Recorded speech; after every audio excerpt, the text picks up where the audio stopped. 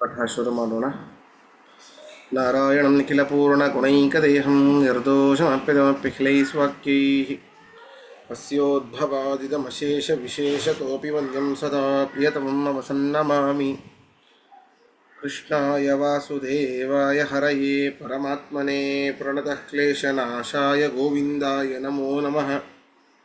ಅಭ್ರಮಂ ಭಂಗರಹಿತಂ ಅಜಡಂ ವಿಮಲಂ ಸದಾ ಆನಂದತೀರ್ಥವತುಳಂ ಭಜೆ ತಾಪತ್ರಯಾಪಹಂ. ಪೃಥ್ವೀಮಂಡಲಮಧ್ಯಸ್ಥಾಃ ಪೂರ್ಣಬೋಧಮತಾನುಗಾಃ ವೈಷ್ಣವಾಃ ವಿಷ್ಣುಹೃದಯಾಃ ತಾನ್ ನಮಸ್ಸೇ ಕುರುನ್ ಮಮ. ತಪಸ್ವಾಧ್ಯಾಯ ಶುಶ್ರೂಷಾ ಕೃಷ್ಣಪೂಜಾರತಂ ಮುನಿಂ ವಿಶ್ವೇಶಂ ಇಷ್ಟದಂ ವಂದೇ ಪರಿವ್ರಾಟ್ ಚಕ್ರವರ್ತಿನಂ. ಶ್ರೀ ಗುರುಭ್ಯೋ ನಮಃ. ಹರಿ ಓಂ. 13ನೇ ಅಧ್ಯಾಯದ 20ನೇ ಶ್ಲೋಕ ಆಗಬೇಕಿದೆ. ಅನೇಕ ಅರ್ಜುನನ ಕೇಳಿದಂತಹ ಅನೇಕ ಪ್ರಶ್ನೆಗಳಿಗೆ ಕ್ಷೇತ್ರ ಏನು, ಕ್ಷೇತ್ರಜ್ಞ ಯಾರು, ಜ್ಞಾನ ಯಾವುದು, ಜ್ಞೇಯ ಯಾವುದು ಅಂತೆಲ್ಲ ಹೇಳಿಕೊಂಡು ಬಂದು ಈಗ ಪ್ರಕೃತಿ ಯಾರು, ಪುರುಷ ಯಾರು ಎಂಬುದಾಗಿ ಕೃಷ್ಣ ಪರಮಾತ್ಮ ಅದರ ಬಗ್ಗೆ ವಿವರಣೆಯನ್ನು ಕೊಡ್ತಾ ಇದ್ದಾನೆ. 20ನೇ ಶ್ಲೋಕ. ಪ್ರಕೃತಿಂ ಪುರುಷಂ ಚೈವ ವಿದ್ಯನಾದಿ ಉಭಾವಪಿ ವಿಕಾರಾಂಶ್ಚ ಗುಣಾಂಶ್ಚೈವ ವಿದ್ಧಿ ಪ್ರಕೃತಿ ಸಂಭವಾನ್.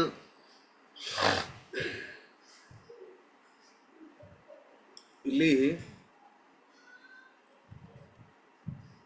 ಪ್ರಕೃತಿ ಯಾರು ಅಂತಂದ್ರೆ ಅದನ್ನು ಬಿಡು. ಪ್ರಕೃತಿ, ಮೂಲ ಪ್ರಕೃತಿ ಏನೇ, ಪುರುಷ ಆ ಜೀವನೇನೆ, ಆ ಪರಮಾತ್ಮನೇನೆ. ಆದರೆ ಮೊಟ್ಟ ಮೊದಲಿಗೆ ಈ ಎರಡೂ ತತ್ವಗಳು ಅನಾದಿ ಅಂತ ತಿಳಿ. ಎರಡು ತತ್ವಗಳು, ಇದು ಮುಖ್ಯ.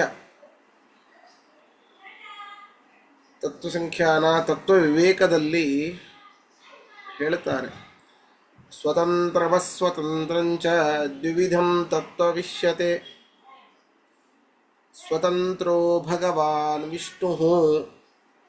ಎರಡು ತತ್ವಗಳು, ಸ್ವತಂತ್ರ ಮತ್ತು ಅಸ್ವತಂತ್ರ. ಅಸ್ವತಂತ್ರದ ತತ್ವದಲ್ಲಿ ಮೊದಲನೆಯ ವಾದ ಅಂತಹ ತತ್ವ ಅಂದರೆ ಅದು ಪ್ರಕೃತಿ ತತ್ವ. ಅದರ ಬಗ್ಗೆ ಅಸ್ವತಂತ್ರವಾದ ಮೊದಲನೆಯ ತತ್ವ, ಸ್ವತಂತ್ರವಾದ ಒಂದೇ ತತ್ವ, ಅದರಲ್ಲಿ ಮೊದಲನೇದಂತಿಲ್ಲೇ ಇಲ್ಲ, ಅದು ಪರಮಾತ್ಮ. ಸ್ವತಂತ್ರೋ ಭಗವಾನ್ ವಿಷ್ಣು. ಅದರ ಬಗ್ಗೆ ಇಲ್ಲಿ ಹೇಳ್ತಾ ಇದ್ದಾನೆ. ಅವು ಎರಡೂ ಕೂಡ ಅನಾದಿಯೇನೆ. ಅಸ್ವತಂತ್ರವಾಗಿದ್ದರೆ ಅದಕ್ಕೆ ನಾಶ ಇರಬೇಕು ಅಂತ ಏನಿಲ್ಲ. ನಾವೆಲ್ಲರೂ ಅಸ್ವತಂತ್ರರೇ, ನಮಗೆ ನಾಶ ಇಲ್ಲ. ಅರ್ಥಾತ್ ಆ ನಮ್ಮ ನಾವು, ನನಗೆ ಅರ್ಥಾತ್ ಜೀವಕ್ಕೆ ನಾಶ ಇಲ್ಲ, ಶರೀರಕ್ಕೆ ನಾಶ ಇದೆ. ಈ ಶರೀರವು ಅಸ್ವತಂತ್ರವೇನೆ. ಇನ್ನೊಬ್ಬರ ಅಧೀನದಿಂದಾಗಿ ಈ ಒಂದು ಶರೀರ ಬಂದಿದೆ, ಆ ಶರೀರಕ್ಕೆ ನಾಶ ಇದೆ. ಒಳಗಿರುವಂತಹ ಚೇತನಕ್ಕೆ ನಾಶ ಇಲ್ಲ. ಹಾಗೆ ಇಲ್ಲಿ ಅಸ್ವತಂತ್ರವಾದ ಪ್ರಕೃತಿ ತತ್ವ, ಸ್ವತಂತ್ರವಾದ ಪುರುಷ, ಇವೆರಡೂ ಕೂಡ ಅನಾದಿಯೇನೆ.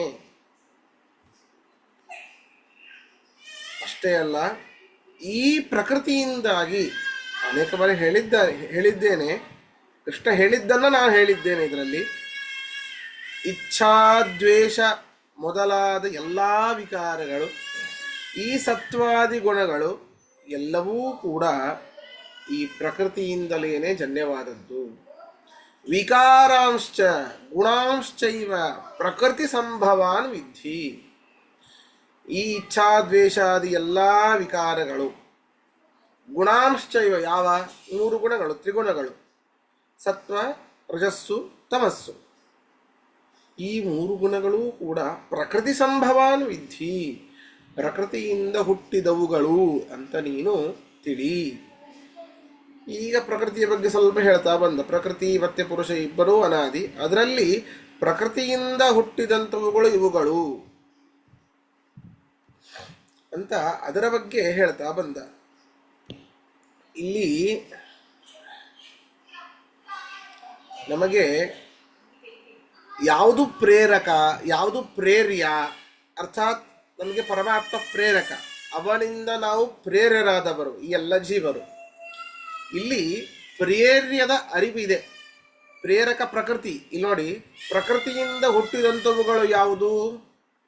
ಪ್ರಕೃತಿಯಿಂದ ಹುಟ್ಟಿದಂಥವುಗಳು ಯಾವುದು? ಇಚ್ಛಾದಿ ದ್ವೇಷಗಳು, ಸತ್ವಾದಿ ಗುಣಗಳು. ಹೌದಾ? ಇಚ್ಛಾದಿ ದ್ವೇಷ ಮೊದಲಾದ ಎಲ್ಲ ವಿಕಾರಗಳು ಸತ್ವಾದಿ ಗುಣಗಳು, ಇವೆಲ್ಲವೂ ಕೂಡ ಪ್ರೇರ್ಯವಾದದ್ದು, ಪ್ರೇರಕವಾದದ್ದು ಪ್ರಕೃತಿ.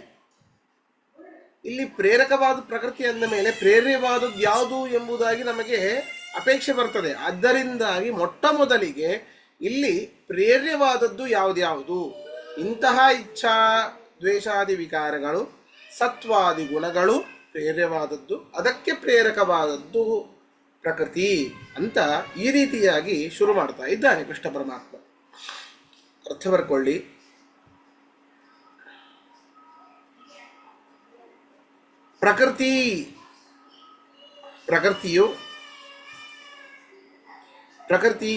ಪ್ರಕೃತಿಯು ಚ ಮತ್ತು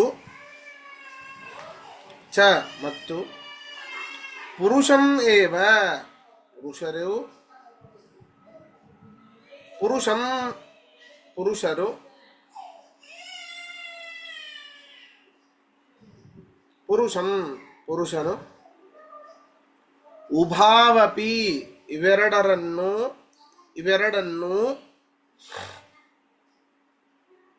ಉಭಾವಪಿ ಇವೆರಡನ್ನು ಅನಾದಿ ವಿಧಿ, ಅನಾದಿಯೆಂದು ತಿಳಿ.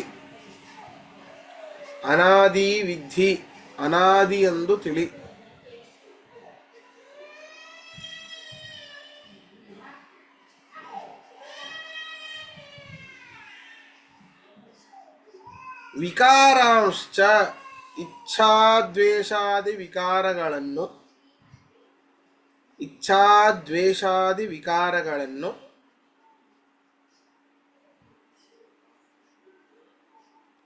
ಗುಣಾಂಶ್ಚೈವ ಸತ್ವಾದಿ ಗುಣಗಳನ್ನು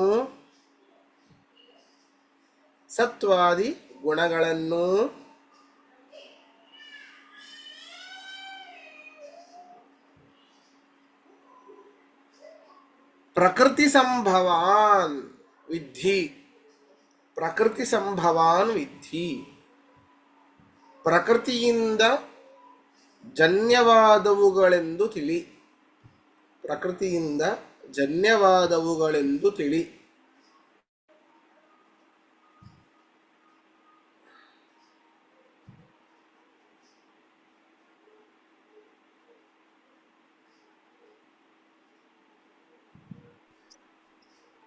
ವಿಕಾರಾಂಶ ಆದ್ಮೇಲೆ ಏನು ಸಂಸ್ಕೃತ ವರ್ಡ್? ಗುಣಾಂಶ್ಚೈವ.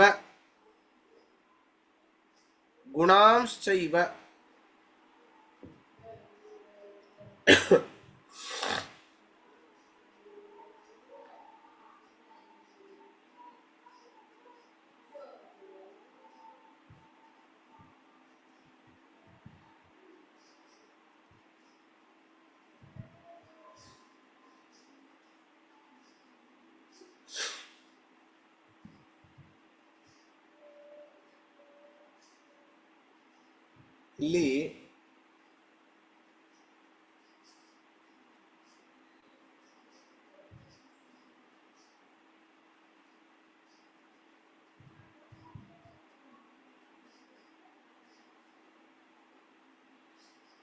ಇನ್ನೊಂದು, ಇಲ್ಲಿ ಪುರುಷ ಅಂತಂದ್ರೆ ಜೀವ ಅಂತ ಅರ್ಥ, ಸರಿನಾ?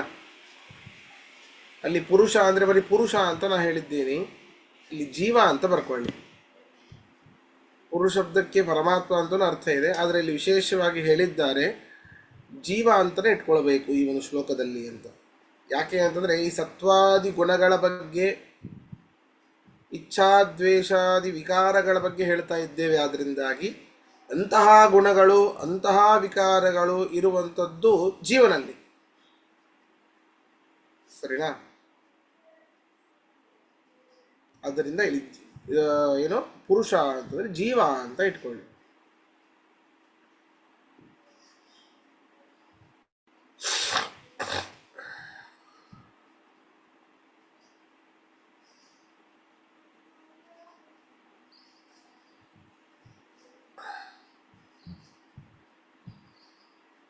ಸರಿ, ಆ ಪ್ರಶ್ನೆ ಇದ್ರೆ ಕೇಳಿ.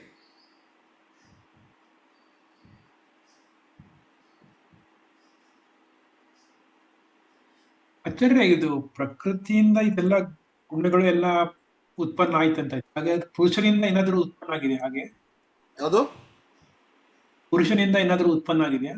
ಇಲ್ಲ ಇಲ್ಲ ಇಲ್ಲ, ಪುರುಷ ಇವುಗಳಿಗೆ ಆಶ್ರಯ ಅಷ್ಟೇ ಅವನು. ಎಲ್ಲ ಉತ್ಪನ್ನ ಆಗಿರೋದೆಲ್ಲ ಪ್ರಕೃತಿಯಿಂದನೇ.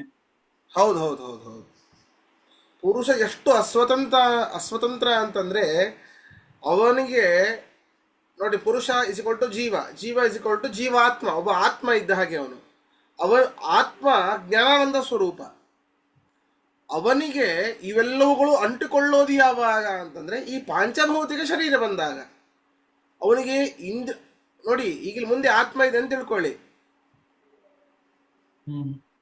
ಈಗ ನಾವು ಮಾತಾಡ್ತೇವೆ ಅಂದ್ರೆ ಆತ್ಮ ಕೇಳಿಸೋದಿಲ್ಲ. ಯಾಕೆ? ಇಂದ್ರಿಯವೇ ಇಲ್ಲ ಅದಕ್ಕೆ. ತಿನ್ಲಿಕ್ಕಾಗೋದಿಲ್ಲ, ಉಸಿರಾಡ್ಲಿಕ್ಕಾಗೋದಿಲ್ಲ. ಹೌದಾ?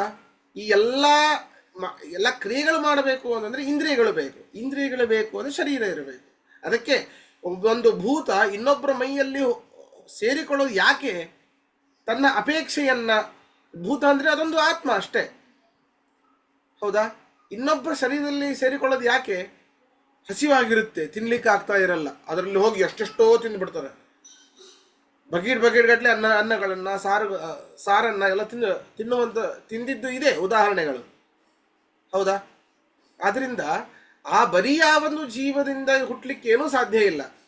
ಆ ಬರೀ ಒಂದು ಜೀವಕ್ಕೇನೆ ಇವೆಲ್ಲವೂ ಕೂಡ ಅಂಟಿಕೊಳ್ಳಕ್ಕೂ ಸಾಧ್ಯ ಇಲ್ಲ. ಯಾವಾಗ ಅಂಟಿಕೊಳ್ಳುತ್ತೆ? ಪಾಂಚಭೌತಿಕ ಶರೀರದಲ್ಲಿ ಜೀವ ಇದ್ದಾಗ.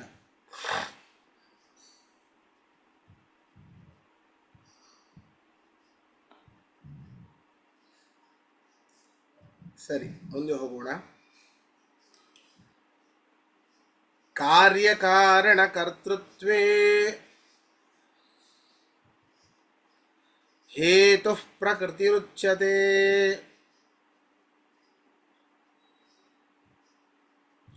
ಪುರುಷ ಸುಖ ದುಃಖಾನಾಂ ಭೋಕ್ತೃತ್ವೇ ಹೇತುರುಚ್ಯತೆ. ಇಲ್ಲಿ ನಾ ಹಿಂದೆ ಹೇಳಿದೆ, ಜೀವ ಅಂತಂದ್ರೆ ಪರಮಾತ್ಮನೂ ಬರ್ತಾನೆ, ಪುರುಷ ಅಂತಂದ್ರೆ ಪರಮಾತ್ಮನೂ ಬರ್ತಾನೆ, ಜೀವನೂ ಬರ್ತಾನೆ ಅಂತ. ಈ ಶ್ಲೋಕದಲ್ಲಿ ಸ್ವಲ್ಪ ಕನ್ಫ್ಯೂಷನ್ ಆಗತ್ತೆ, ಸರಿನಾ? ಈ ಶ್ಲೋಕದಲ್ಲಿ ಪುರುಷ ಅಂತಂದ್ರೆ ಪರಮಾತ್ಮ ಅಂತ ಇಟ್ಕೊಳ್ಬೇಕು. ಇಲ್ಲಿ ನೋಡಿ, ಈ ಶರೀರದ ರಚನೆಯಲ್ಲಿ ಶರೀರವನ್ನ ತಂದು ಕೊಡುವಂಥದ್ದು, ಆ ಕೆಲಸ ಮುಖ್ಯವಾಗಿ ಪ್ರಕೃತಿ ಮಾಡೋದು. ಪ್ರಕೃತಿ ಅಂತಂದ್ರೆ ದುರ್ಗೆ. ಶ್ರೀ ಭೂ ದುರ್ಗಾ ಎಲ್ಲವೂ ಕೂಡ ಲಕ್ಷ್ಮೀದೇವಿಯ ಸ್ವರೂಪ, ಸರಿಯಾ? ಆದರೆ ಈ ಒಂದು ಶರೀರದ ಸಂಪಾದನೆಯನ್ನ ಜೀವನಿಗೆ ತಂದು ಕೊಡುವಂತಹ ಕೆಲಸ ಮಾಡುವಂಥದ್ದು ಪ್ರಕೃತಿ, ಅರ್ಥಾತ್ ದುರ್ಗೆ. ಕಾರ್ಯಕಾರಣ ಕರ್ತೃತ್ವೇ ಪ್ರಕೃತಿ ಹೇತು ಉಚ್ಯತೆ. ಕಾರ್ಯವನ್ನ ಮಾಡಲಿಕ್ಕೆ ಕಾರಣವಾದ ಶರೀರವನ್ನ ತಂದುಕೊಡುವಂಥದ್ದು ಪ್ರಕೃತಿ.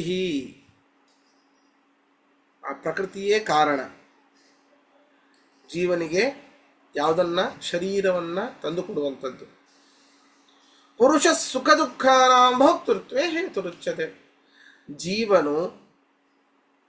ಜೀವನು ಆ ಸುಖ ದುಃಖಗಳನ್ನ ಏನು ಅನುಭವಿಸ್ತಾನಲ್ಲ, ಅದಕ್ಕೆ ಕಾರಣನಾದವನು ಪುರುಷ, ಅರ್ಥಾತ್ ಪರಮಾತ್ಮ. ಇಲ್ಲಿ ಪುರುಷ ಶಬ್ದದಿಂದಾಗಿ ಎರಡನ್ನು ಇಟ್ಕೊಳ್ಬೇಕು. ಸುಖ ದುಃಖಾನಾಂ ಭೋಕ್ತೃತ್ವೇ ಪುರುಷಃ ಹೇತುರುಚ್ಯತೆ. ಕಸ್ಯ ಸುಖ ದುಃಖಾನಾಂ, ಯಾರ ಸುಖ ದುಃಖಗಳನ್ನ, ಜೀವಸ್ಯ ಪುರುಷಸ್ಯ, ಜೀವನ ಸುಖ ದುಃಖಗಳನ್ನ, ಜೀವನ, ಒಂದೇ ನಿಮಿಷ,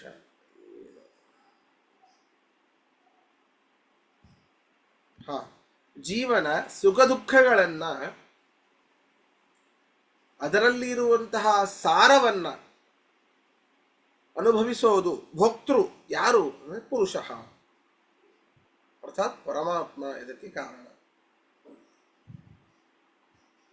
ಅಥವಾ ಇನ್ನೊಂದು ಹೇಳಬಹುದು, ಈ ದೇಹೇಂದ್ರಿಯಗಳು ನಮ್ಮಲ್ಲಿ ಹುಟ್ಟಿದಾಗ ಇಂದ್ರಿಯಗಳು ಸಣ್ಣ ಸಣ್ಣದಾಗಿ ಇರ್ತದೆ, ಕೈ ಕಾಲು ಇತ್ಯಾದಿ, ಕಣ್ಣು ಮೂಗು ಇತ್ಯಾದಿಗಳು, ಹೌದಾ? ಅದರ ಸ್ವಲ್ಪ ಬೆಳೀತಾ ಬೆಳೀತಾ ಯೌವನಕ್ಕೆ ವೃದ್ಧಾಪ್ಯಕ್ಕೆ ಬಂದಾಗ ಅದರ ಶಕ್ತಿಗಳೆಲ್ಲ ಕಡಿಮೆ ಆಗ್ತಾ ಹೋಗುತ್ತೆ, ಯೌವನದಲ್ಲಿ ಜಾಸ್ತಿ ಆಗತ್ತೆ.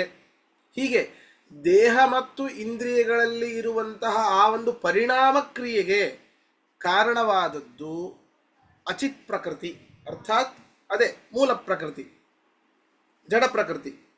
ಪ್ರಕೃತಿ ಅನ್ನೋದು ಜಡವೇನೆ, ಸರಿನಾ? ಅದರಲ್ಲಿ ಎರಡು ಮಾತಿಲ್ಲ. ಅದಕ್ಕೆ ಅಭಿಮಾನಿಯಾದವಳು ಲಕ್ಷ್ಮೀದೇವಿ, ಆಕಿ ಪರಮಚೇತನ, ಅವಳು ಪರಮಚೇತನಳು, ಸರಿನಾ? ಆ ಪ್ರಕೃತಿ ಅನ್ನುವಂಥದ್ದು ಕೂಡ ಲಕ್ಷ್ಮಿಯ ಅಧೀನ, ಅಂತಹ ಲಕ್ಷ್ಮಿ ಪರಮಾತ್ಮನ ಅಧೀನ. ಆ ಪ್ರಕೃತಿ ಇಸ್ ಈಕ್ವಲ್ ಟು ಲಕ್ಷ್ಮಿ. ಅದರಿಂದ ದೇಹೇಂದ್ರಿಯಗಳಲ್ಲಿ ಆಗುವಂತಹ ಪರಿಣಾಮಕ್ಕೆ ಕಾರಣವಾದದ್ದು ಈ ಒಂದು ಪ್ರಧಾನ. ಇಲ್ಲಿ ಇನ್ನೊಂದರ್ಥವೂ ಹೇಳಬಹುದು, ಸುಖ ದುಃಖಗಳ ಅನುಭವದಲ್ಲಿ ಅದನ್ನ ಅನುಭವಿಸುವಂಥವನು, ಆ ಸುಖ ದುಃಖಗಳನ್ನ ಅನುಭವಿಸುವಂಥವನು ಜೀವ ಅಂತಲೂ ಅರ್ಥ ಮಾಡಬಹುದು. ಇದಕ್ಕೆ ನಾವು ಆಧ್ಯಾತ್ಮಿಕವಾಗಿ, ಸಂಪೂರ್ಣವಾಗಿ ಆಧ್ಯಾತ್ಮಿಕವಾಗಿ ನೋಡುವುದಾದರೆ ಆವಾಗ ಶರೀರೇಂದ್ರಿಯಗಳನ್ನ, ಸಂಪೂರ್ಣವಾದ ಶರೀರವನ್ನೇ, ಬರೀ ದೇಹೇಂದ್ರಿಯಗಳನ್ನ, ಅದರಲ್ಲಿ ಪರಿಣಾಮ ಅಲ್ಲ, ಸಂಪೂರ್ಣ ಶರೀರ ಮತ್ತು ಇಂದ್ರಿಯಗಳನ್ನ ಜೀವನಿಗೆ ಒದಗಿಸುವಂತಹ ಕ್ರಿಯೆ ಮಾಡುವಂಥವಳು ದುರ್ಗಾದೇವಿ. ಪ್ರಕೃತಿ ದುರ್ಗಾ ಹೇತು, ಅವಳು ಕಾರಣಳು. ಜೀವನಿಗೆ ಆಗುವಂತಹ ಸುಖ ದುಃಖಗಳ ಸಾರವನ್ನ ಅನುಭವಿಸುವಂಥವನು ಪುರುಷ. ಪುರುಷ ಭೋಕ್ತೃತ್ವೇ ಹೇತು ಉಚ್ಯತೆ, ಪುರುಷಬ್ದ ವಾಚ್ಯನಾದ ಪರಮಾತ್ಮ. ಈ ದೇಹೇಂದ್ರಿಯಗಳೆಲ್ಲ ಬಂದಾಗಿದೆ, ಅದರಲ್ಲಿ ಪರಿಣಾಮ ಆಗತ್ತೆ, ಹೌದಾ? ಪರಿಣಾಮ ಏನಾಗತ್ತೋ ಅದರಲ್ಲಿ ಉಪಚಯ ಅಪಚಯಾದಿಗಳು ಯಾವ ಈ ರೀತಿಯಾದಂತಹ ಪರಿಣಾಮಗಳಾಗತ್ತೋ ಅದಕ್ಕೆ ಕಾರಣವಾದದ್ದು ಪ್ರಕೃತಿ. ಯಾವುದು? ಅಚಿತ್ ಪ್ರಕೃತಿ, ಜಡವಾದ ಪ್ರಕೃತಿ. ನೋಡಿ, ಚಿತ್ ಚೇತನ ಹಿಂದೆ ಹೇಳಿದ್ದೆ ನಾನು, ಹೌದಾ? ಚಿತ್ ಚೇತನ ಅಂತ ಇದೆ. ಚಿತ್ ಪ್ರಕೃತಿ ಅಂತಂದ್ರೆ ಸರಿ, ಚಿತ್ ಅಚಿತ್ ಎನ್ನುವಂತಹ ಎರಡು ಪ್ರಕೃತಿಗಳಲ್ಲೇ ವಿಧಾನವಾದದ್ದು ಅಂತ ಹೇಳಿದ್ದೆ. ಚಿತ್ ಅಂತಂದ್ರೆ ಲಿವಿಂಗ್ ಥಿಂಗ್ಸ್, ಅಚಿತ್ ಅಂದ್ರೆ ನಾನ್ ಲಿವಿಂಗ್ ಥಿಂಗ್ಸ್ ಅಂತ ಹೇಳಿದ್ದೆ ನಾನು. ಈ ಒಂದು ದೇಹೇಂದ್ರಿಯಗಳಲ್ಲಿ ಆಗುವಂತಹ ಕ್ರಿಯೆಗೆ ಅದು ಅಚಿತ್ ಪ್ರಕೃತಿ ಕಾರಣ, ಅರ್ಥಾತ್ ಅದು ಜಡ. ಶರೀರ ಅನ್ನುವಂಥದ್ದು ಜಡ, ಹೌದಾ? ಅದರಲ್ಲಿ ಪರಿಣಾಮ ಆಗ್ತಾ ಇದೆ, ಆದ್ದರಿಂದಾಗಿ ಇದು ಅಚಿತ್ ಪ್ರಕೃತಿ ಅದಕ್ಕೆ ಕಾರಣ. ಅಲ್ಲ, ದೇಹೇಂದ್ರಿಯಗಳೆಲ್ಲ ಬಂದಾಗಿದೆ ಅಂತಂದ ಮೇಲೆ ಸುಖ ದುಃಖಗಳು ಉಂಟಾಗಬೇಕು ಜೀವನಿಗೆ. ಆ ಸುಖ ದುಃಖಗಳ ಸಾರವನ್ನು ಯಾರು ಉಣ್ತಾನೆ? ಜೀವನೇ ಉಣ್ತಾನೆ. ಹಾಗಾದ್ರೆ ನೋಡಿ, ಜೀವನಿಗೂ ಕೂಡ ಕರ್ತೃತ್ವ ಇದೆ. ಪರಮಾತ್ಮ ಸ್ವತಂತ್ರ ಕರ್ತೃ, ಜೀವನಿಗೂ ಕೂಡ ಕರ್ತೃತ್ವ ಇದೆ. ಅದನ್ನ ಹೇಳಲಿಕ್ಕೆ ಈ ಒಂದು ಶ್ಲೋಕ ಹೊರಟಿದೆ. ಎಲ್ಲವೂ ಪರಮಾತ್ಮನೇ ಮಾಡಿಸಿದ ಮೇಲೆ ನಾವು ಮಾಡಿದಂತಹ ಪುಣ್ಯ ಪಾಪಗಳ ಒಂದು ಫಲವೂ ಕೂಡ ಪರಮಾತ್ಮನಿಗೆ ಹೋಗಬೇಕು? ಇಲ್ಲ. ಜೀವನಿಗೂ ಕೂಡ, ಅತ್ಯಂತ ಚೇತನೆನಿಸಿದಂತಹ ಜೀವನಿಗೂ ಕೂಡ ಸುಖ ದುಃಖಗಳ ಅನುಭವವನ್ನು, ಆ ಒಂದು ಸಾರವನ್ನ ಅನುಭವಿಸಲಿಕ್ಕೆ ಅವನೇ ಕರ್ತೃ ಅಂತ ಇದರಲ್ಲಿ ಹೇಳ್ತಾ ಇದ್ದಾರೆ. ಅರ್ಥ ಬರ್ಕೊಳ್ಳಿ. ಕಾರ್ಯಕಾರಣ ಕರ್ತೃತ್ವೇ, ಕಾರ್ಯಕಾರಣ ಕರ್ತೃತ್ವೇ, ಶರೀರೇಂದ್ರಿಯಗಳ ಸಂಪಾದನೆಯಲ್ಲಿ ನಾನು ಎರಡನ್ನೂ ಹೇಳ್ತೇನೆ, ಹೌದಾ? ಈ ಜೀವನು ಕರ್ತೃ ಅಂತ ಯಾವುದಿದೆನೋ ಅದನ್ನ ಬ್ರಾಕೆಟ್ ಅಲ್ಲಿ ಬರ್ಕೊಳ್ಳಿ, ಸರಿನಾ? ಕಾರ್ಯಕಾರಣ ಕರ್ತೃತ್ವೇ, ಈ ಒಂದು ಶಬ್ದಕ್ಕೆ ಎರಡು ಅರ್ಥ ಇದೆ. ಮೊದಲನೇದ್ದು ಶರೀರೇಂದ್ರಿಯಗಳ ಸಂಪಾದನೆಯಲ್ಲಿ ಜೀವನಿಗೆ, ಶರೀರೇಂದ್ರಿಯಗಳ ಸಂಪಾದನೆಯಲ್ಲಿ ಜೀವನಿಗೆ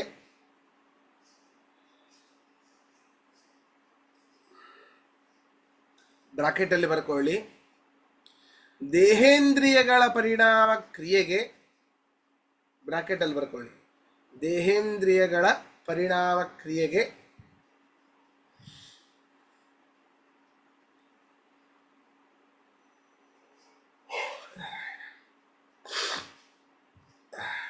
ಪ್ರಕೃತಿ ಹೇತು, ಪ್ರಕೃತಿ ಹೇತು, ಪ್ರಕೃತಿ ಶಬ್ದ ವಾಚ್ಯಳಾದ ದುರ್ಗೆಯು ಕಾರಣವೆಂದು, ಪ್ರಕೃತಿ ಶಬ್ದ ವಾಚ್ಯಳಾದ ದುರ್ಗೆಯು ಕಾರಣವೆಂದು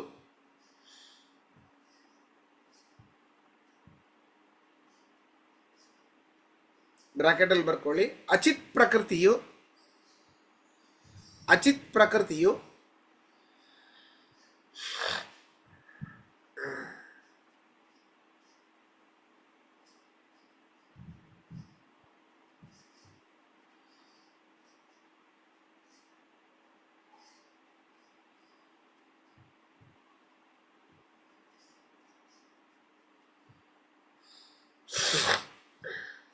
ಅಚಿತ್ ಪ್ರಕೃತಿಯು ಉಚ್ಯತೆ ಹೇಳಲ್ಪಡುತ್ತದೆ.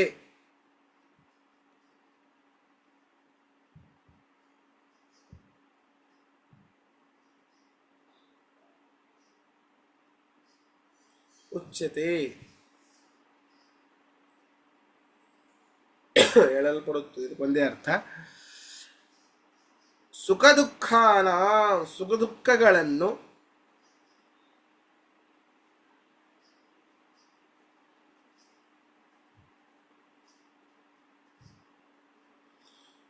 ಸುಖ ದುಃಖಗಳನ್ನು ಭೋಕ್ತೃತ್ವೇ, ಇದಕ್ಕೂ ಒಂದೇ ಅರ್ಥ, ಭೋಕ್ತೃತ್ವೇ ಅನುಭವಿಸುವಲ್ಲಿ, ಭೋಕ್ತೃತ್ವೇ ಅನುಭವಿಸುವಲ್ಲಿ ಪುರುಷಃ ಪರಮಾತ್ಮನು, ಪುರುಷಃ ಪರಮಾತ್ಮನು ಬ್ರಾಕೆಟ್ ಬರ್ಕೊಳ್ಳಿ, ಜೀವನು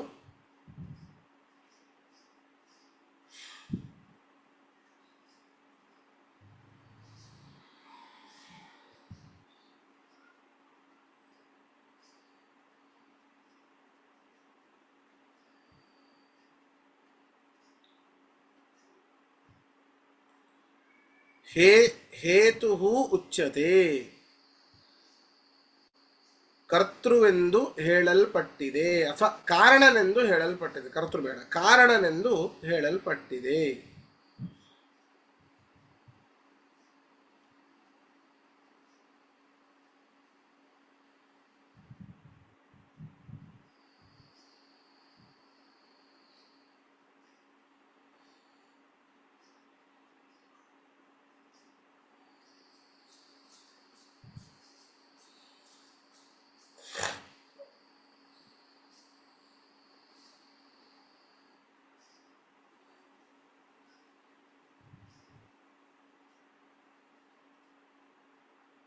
ಪ್ರಶ್ನೆ ಇದ್ರೆ ಕೇಳಿ.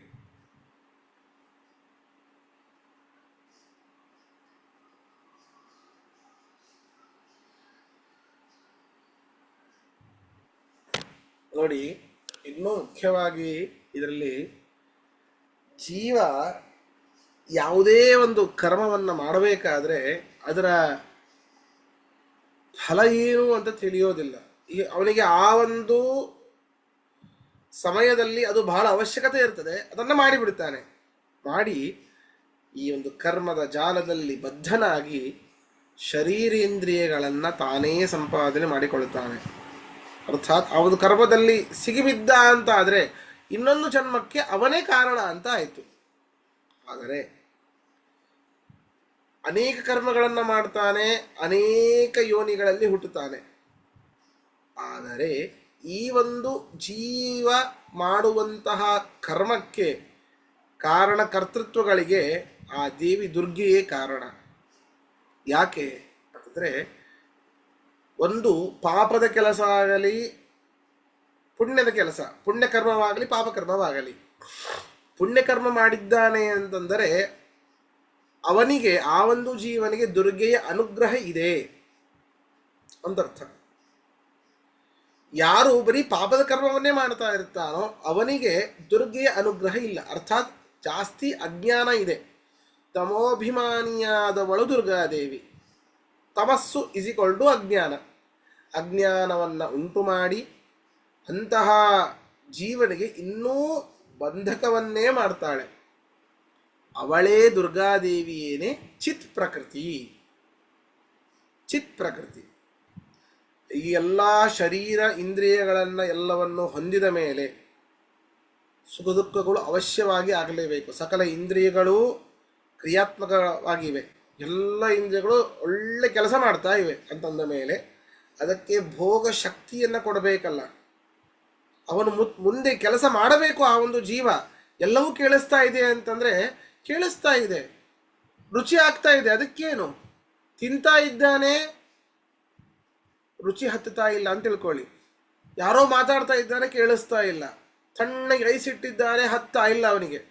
ಎಲ್ಲವೂ ಕೆಲಸ ಆಗ್ತಾ ಇದೆ, ಆದರೆ ಭೋಗವೇ ಆಗ್ತಾ ಇಲ್ಲ, ಒಳಗೆ ಸುಖ ದುಃಖಗಳ ಅನುಭವೇ ಆಗ್ತಾ ಇಲ್ಲ ಅಂತಂದರೆ ಪ್ರವೃತ್ತಿ ನಿವೃತ್ತಿಗಳೇ ಮಾಡೋದಿಲ್ಲ ಆ ಜೀವ. ಸುಖವಾದಾಗ ಪ್ರವೃತ್ತಿ ಮಾಡ್ತಾನೆ, ದುಃಖವಾದಾಗ ನಿವೃತ್ತಿ ಮಾಡ್ತಾನೆ ಆ ಒಂದು ಕೆಲಸದಿಂದ. ಅಂತಹ ಭೋಗ ಶಕ್ತಿ ಪರಮಾತ್ಮ ಕೊಡ್ತಾನೆ.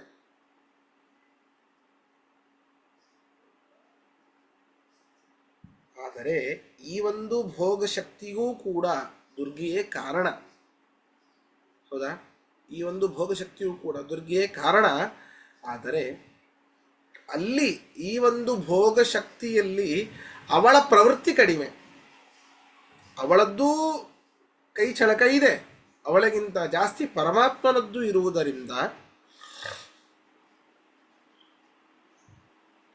ಆನಂದ ಅನುಭವವನ್ನ ನೀಡುವವಳು ರಮಾ ಅಂತ ಒಂದು ನಿತ್ಯದಲ್ಲಿ ಆನಂದ ಸುಖವ ನೀವಳು ರಮಾ. ನಿತ್ಯದಲ್ಲಿ ಆನಂದ ಸುಖವ ನೀಡುವಳು ರಮಾ. ಆನಂದದ ಸುಖವನ್ನ, ಅದರ ಅನುಭವವನ್ನ ನೀಡುವಂತವಳು ರಮಾದೇವಿ. ಅವಳದು ಕರ್ತೃತ್ವ ಇದೆ, ಅವಳದು ಕೈ ಚಳಕ ಇದೆ. ಆದರೆ ಭಕುತ ಜನರೊಡೆಯ ನಮ್ಮ ಪುರಂದರ ವಿಠಲ ಸತತ ಇವರೊಳು ನಿಂತಿ ಕೃತಿಯ ನಡೆಸುವನು. ಎಲ್ಲ ದೇವಾನು ದೇವತೆಗಳಲ್ಲಿ ಇಂದ್ರಿಯಾಭಿಮಾನಿ ದೇವತೆಗಳ ಕೆಲಸವೂ ಇದರಲ್ಲಿ ಇದ್ದೇ ಇರ್ತದೆ. ಹೌದಾ? ಅವರವರ ಕೆಲಸ ಮಾಡಲೇಬೇಕು ಅವರು. ಆದರೆ ಆಯಾಯ ಇಂದ್ರಿಯಾಭಿಮಾನಿ ದೇವತೆಗಳು, ಆಯಾಯ ಕರ್ಮಾಭಿಮಾನಿ ದೇವತೆಗಳು, ಅವುಗಳಲ್ಲಿ ಎಲ್ಲ ದೇವತೆಗಳಲ್ಲಿ ನಿಂತು ಮಾಡಿಸುವಂಥವರು ಪರಮಾತ್ಮ. ಆದ್ದರಿಂದಾಗಿ ಅವರ ಒಂದು ಪ್ರವೃತ್ತಿ ಜಾಸ್ತಿ. ಅದರಿಂದಾಗಿ ಭೋಗ ಶಕ್ತಿ ಕೊಡುವಂತಹವನು ಪರಮಾತ್ಮ ಎಂಬುದಾಗಿ ವಿಶೇಷವಾಗಿ ಇಲ್ಲಿ ಹೇಳಿದ್ದಾರೆ ಅಂತ ಅರ್ಥ.